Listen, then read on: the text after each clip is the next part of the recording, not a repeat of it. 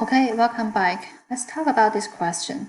How plan complexity level decides or determines the communication effectiveness. That is, how likely are you going to achieve your primary goals?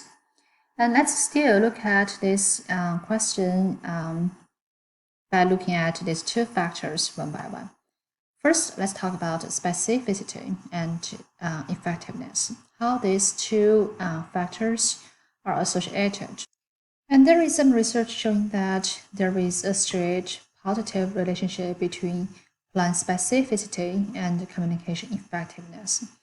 That is, the more detailed your plan is, the more concrete details you've worked out about your plans, the more likely you are going to achieve your communication goals. So it's a super straightforward, positive, linear relationship. So, which means if you want to achieve or maximize the likelihood to achieve your communication goals, you may want to work out all the details of your plans. Try to come up with a concrete and detailed plan. How about the number of contingencies? Well, things become a little bit tricky here, and it's actually an inverted U shape. So, which means that it's not neither a straight positive nor negative relationship between these two factors. It's an inverted U shape.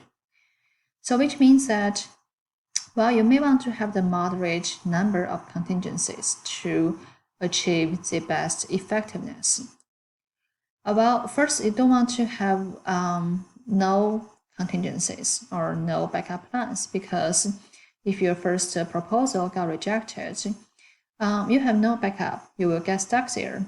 Of course, this will start your message effectiveness. At the same time, you don't want to have too many contingencies or too many backup plans. Why? Because some research showed that if you have too many contingencies, backup plans, you may have a hard time or,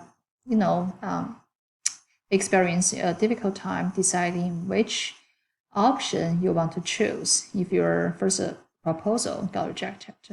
And this will give your communication partner an impression that you are being slow, you are being incredible. Okay?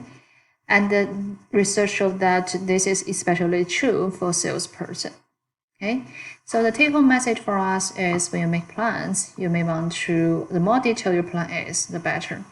But when it comes to the number of contingencies, it's not true. The more contingencies you got, the better. You want to have the right amount of the contingencies, not too few, not too many. Okay, so after we have a clear understanding of this plan complexity, specificity, and number of contingencies, let's do the last journal entry. Think back about the conversation you just put on your paper and answer the question. How complex your plan is? Does it have contingencies? And did you work out the details of your plans? That is the end of our second journal entry. So that is all the things I want to talk about regarding this plans component. Let's move on to the last one, action. So action refers to the behaviors, the actual behaviors enacted in the reality to realize the goal. Okay? And when it comes to the difference between actions and plans, I think it's pretty easy, right?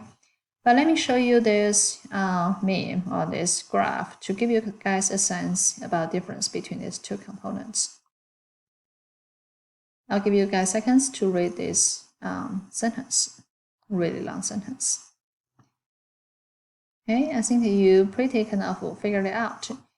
Plans are purely cognitive and actions are behavioral, right? So plans are something happening in your mind, whereas actions are something you implement in the reality.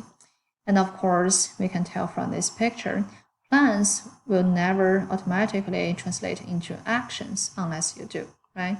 So whenever you got a plan, you have to work on it, you have to implement to realize it. And that's the information I want to talk about the plans. And to summarize this model, This goals plus action model was designed to model the process by which individuals produce actions intended to achieve their interpersonal goals. So I hope in the future, whenever you have really important goal to achieve in reality, well, ask yourself, what are the primary goals you want to achieve? And what are the possible secondary goals? And how would you address those secondary goals? And when you make plans, ask yourself, make sure you have a very detailed plan and make sure that you have a right amount of contingencies in your plan. And lastly, always make sure that you turn the plans into actions because plans will never automatically translate into actions unless you do. So that is this goals plus action model. I hope you find this model useful, and all the lectures or topics we're going to discuss later will be built upon this goals plus action model.